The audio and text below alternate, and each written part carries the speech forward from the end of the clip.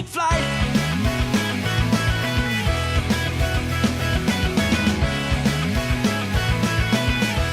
Hello everybody, my name is Skybound. Flex. And we've just got finished watching episode 32 of Boku no Hero Academia. As usual, you can find our reaction downstairs. Right, okay, let's because we don't actually have it downstairs here. let's just jump straight into this. So, this was for no sort of better phrase. It was filler. Yeah, it was. It was a filler, but don't get me wrong, that was pretty much the only thing that was wrong with it. Like, as filler goes, it was a great episode. You know, it was. And I don't. The only reason why. The problem is with the word filler, it kind of makes it seem a bit more underwhelming than it actually was, because it was a really good episode. I've watched shows where that was like the best that they could potentially ever get to. Well, that's the thing. You know, there's a difference between sort of filler that is just for the sake of getting the episode count out, and then there's filler like this where it actually develops the characters a lot more. Like, obviously we saw briefly some of the other characters. Yeah. So we saw Bakugo with Best Jeanist. We saw Leader. We saw Uraraka doing some knife disarm training. But yeah, for the majority of the episode at least, we were focused on Froppy and Sirius, who was her kind of supervisor, and what was his name? Seal guy. I forget the name of the guy, but there seems to be a repeating pattern where some of these buff types, all the flipping girls seem to find them cute for some reason. Because, well, I think with him, including the furry, like the boss was pretty much a furry essentially. What I found funny about the boss guy was like how he kept trying to sort of be all cutesy.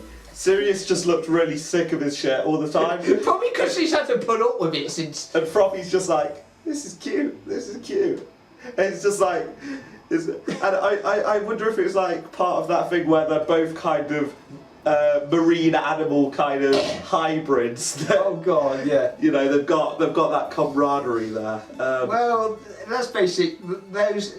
Froppy is pretty much the character in this show to attract the furries, essentially. I wouldn't say that. I'd say the pink alien girl is probably the.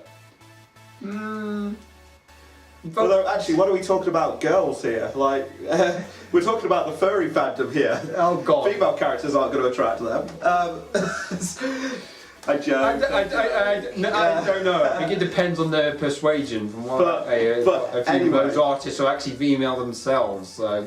But anyway, that side, that was actually a really sort of enjoyable episode, even if it wasn't focusing on the main characters. It was fun to see Froppy interacting with like the heroes, and also to see them doing an actual mission. Yeah, I mean that was actually interesting to see her actually doing a mission and taking part in it.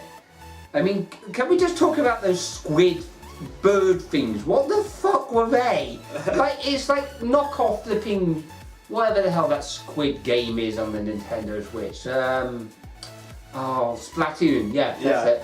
You know, so basically. Are they squids or are they kids? Who knows? They're neither. The bird flipping. Are they squids or are they birds? There you go. Hey, you're a squid now. Hey, you're a bird now. Oh, that doesn't roll quite as well as. Are you a squid or are you a kid? You know, honestly, I don't know that much about Splatoon at all. Just.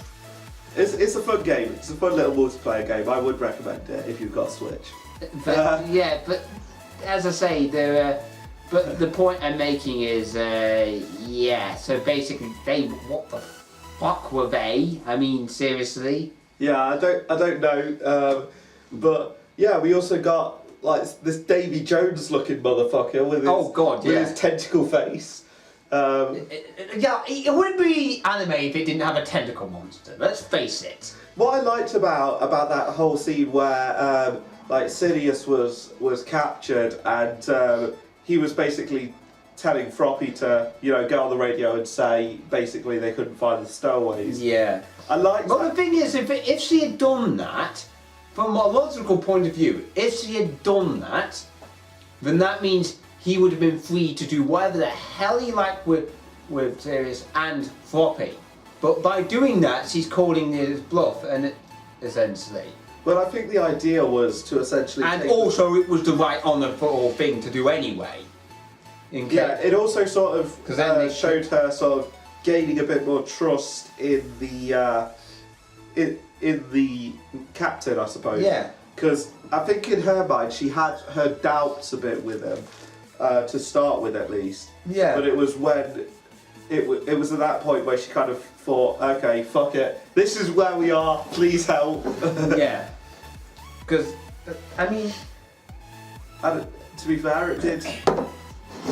It did do its job. well, yes, it did, and he got there in the nick of time and basically sealed the motherfucker. Yeah, basically, it's just like, bitch, I'm a seal. Like I don't know. I mean, I think the thing is, the reason why I'm struggling to think of things to actually go on about is, it was a good episode. It really was a good episode. Yeah, but it just didn't really advance the story. It didn't really advance the story. It advanced the character. It's hard for us to really do a really in-depth discussion about it because it's kind of like But there isn't really that much to talk about really, other than just the basic sort of. ultimately, It was enjoyable, and there Yeah. was a few. that's the thing though.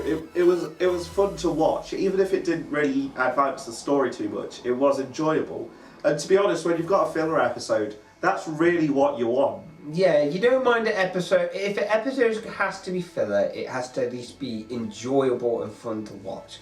If you have to add filler for whatever reason, that's the reason why. I mean, to be fair, this is the first episode where I would even count it as filler. I don't know how many other episodes. There are other episodes that we've had that's been more slow and talking about the repercussions of stuff. But you kind of needed that for the closure of whatever the hell happened. It's like the episode with the hero killer. I wouldn't consider that filler because it was advancing the plot and actually